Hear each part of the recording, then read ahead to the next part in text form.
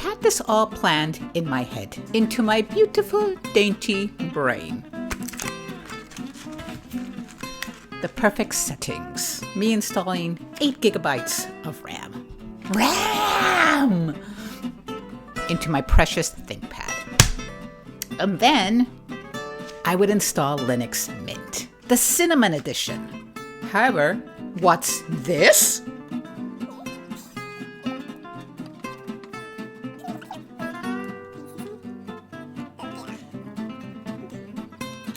Why you no feet?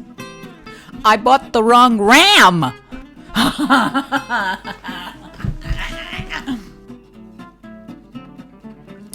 Isn't RAM all the same?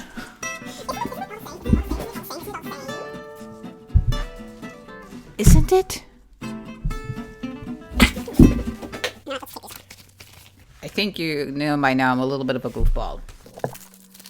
Yeah, silly me, totally my fault. I thought RAM was all the same. I admit it. Don't come for me. Okay, don't come for me. I recognize that. So I did more research and I fixed the situation. And I will let you know what I did later on in the video. Why are you in a cocktail dress? I said, well, I don't get a lot of chances to wear a cocktail dress. Why not?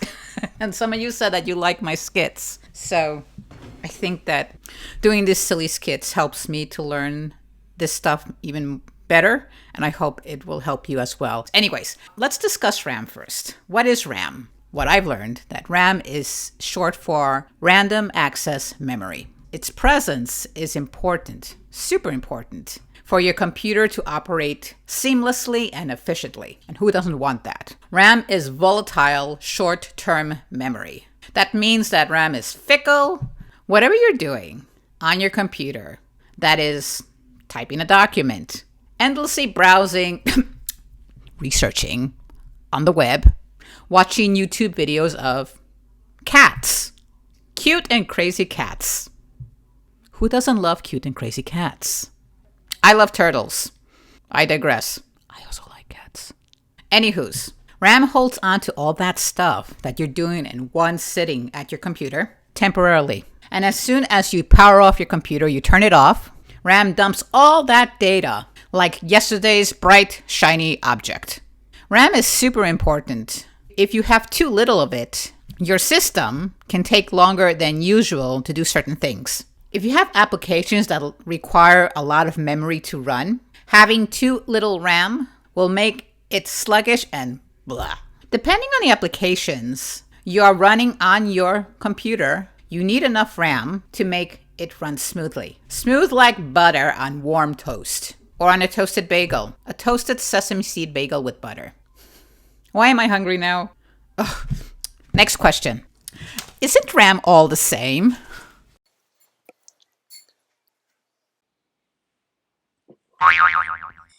Hey there, Editing Mina here. So, is all RAM the same? No, it's not. Each RAM module has specific pin configurations that fit into a specific motherboard. This means that different computers require different modules of RAM. So not all RAM modules are created equal. In order to know what is the correct RAM for your system, you need to know how many pins your RAM module has. And RAM modules come in a variety of different pin configurations that include 204 pins, 260 pin, 280 pin configurations. And the configuration that my ThinkPad has is 200. If the number of pins in your RAM module does not fit into the memory slot of your computer, you're in a little bit of a pickle because you want to upgrade the memory right away. You want to have that instant gratification. But if your RAM does not match the memory slot, think of RAM modules and motherboards, or the memory slots in a motherboard, as pieces in a puzzle, or pieces in a very important puzzle that is key to making your system work.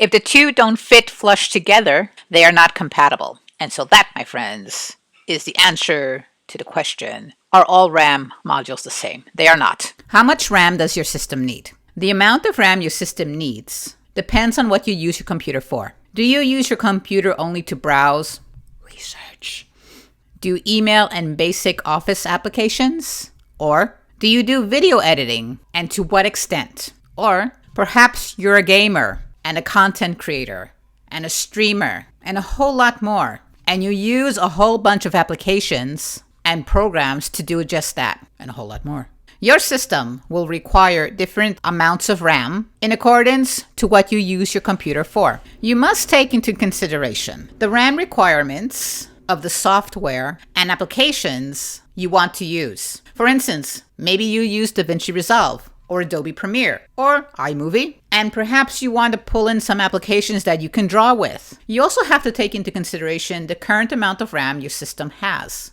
And you also want to consider that your system RAM needs may and will increase over time with software updates, new applications that are needed to comply with your endless imagination and creativity. So it makes sense to install more RAM than what you think you need currently. Overstretch. So now let's get back to my RAM situation. I got excited. I admit, I got excited about not only after I updated replaced the mechanical hard drive with an SSD. I say, I want to upgrade my RAM. And I did not do the sufficient research. All I knew, or all I learned, was that the most my ThinkPad can take, back in those days, it was 4 gigabytes, but they have discovered that the ThinkPad X61 can actually take 8 gigabytes. So the first thing I bought was the Crucial. I bought one stick. I failed to check in my computer that my computer has 2 RAM slots. And I started to research online if the computer could run on just one stick. And the answer was maybe. That's how I understand it to be. And so pretty much the answer I understood was no. Let's see. Now, this is an 8 gig DDR4. This is so dim. But it doesn't look like it would fit into my ThinkPad. So, anyways, when I realized that my ThinkPad had 2 RAM slots, I just went online and I looked for an 8 gigabyte kit. So I bought this one, which was the TimeTech 8 gigabyte kit. And that's what you saw at the start of the video where I tried to fit this in and it did no fit. But that did not fit into my system. After I realized that, I went back to the drawing board and I started to go back over my sources, especially the creator. This does not compute. He did a whole amazing video about the ThinkPad, and there was a portion where he filmed himself inserting the RAM. And so what I did was I watched that part and I paused the video to look at the specs of that RAM. So I did more research and I found the correct specification for my system and discovered that there was an 8 gigabyte kit in the realm of $150 US. That price is something that I cannot swing right now. However, in the future, yes. And that's why I was looking into the RAM requirements of Linux Mint, what I want to do with my system. And after doing some research, I realized why the 8 gigabyte kit that I originally wanted for my ThinkPad it's costly, it's pricey, it's $150, because I don't think they make RAM modules with 200 pins anymore. What I understand is that it's something that's rare. It's not common these days.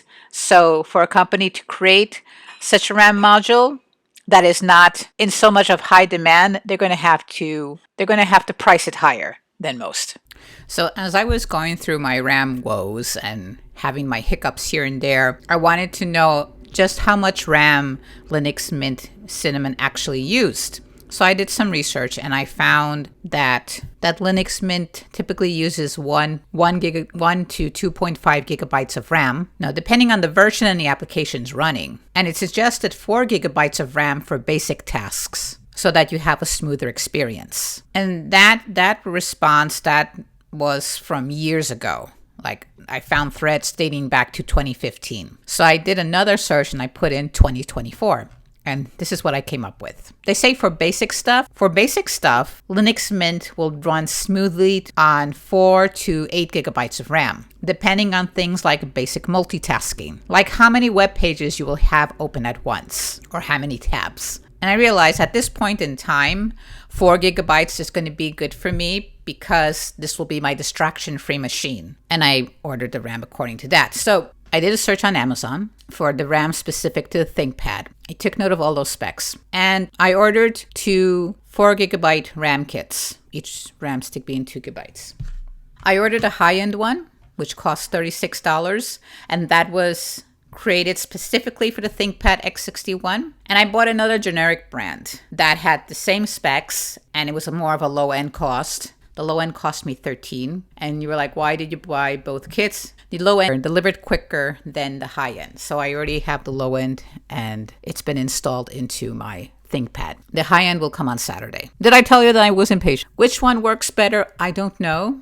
From the research that I have done, I've seen comments saying that if you go for the high end, you have a little bit more durability, a little more responsiveness. I'm very new to this game, but if it were for me, yes, when the higher end comes in, that's specifically designed for my ThinkPad, I would put that into my ThinkPad. I thought that it would increase boot times because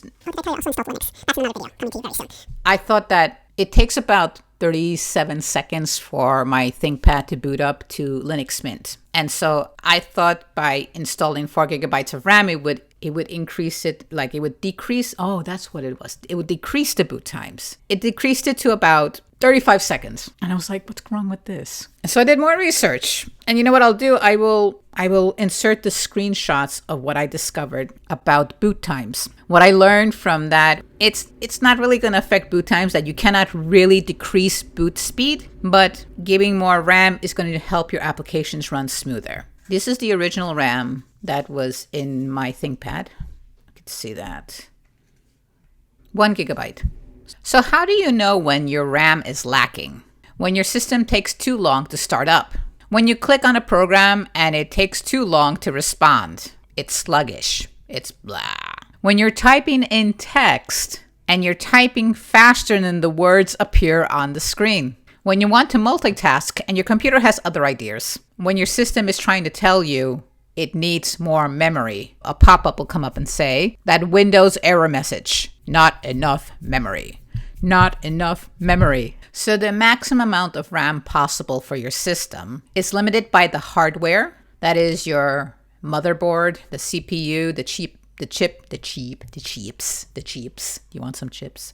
Chipset, and the operating system used. In my research, I came across a blog post that was more Windows and Mac OS focused, and it showed how each system used up more RAM for specific tasks. And that blog post was geared more towards working environments, like business environments, on how much RAM is required for notebooks, laptops, desktops, servers, and workstations. I will also link that below for your reference. If you made it this far, thank you so much for stopping by and taking the time to sit and watch my video. If you enjoy this type of content, and you want to see more, please like and subscribe so that I can reach more amazing awesome sauce people just like you. Thanks again. I'll see you in the next upload. Cheers.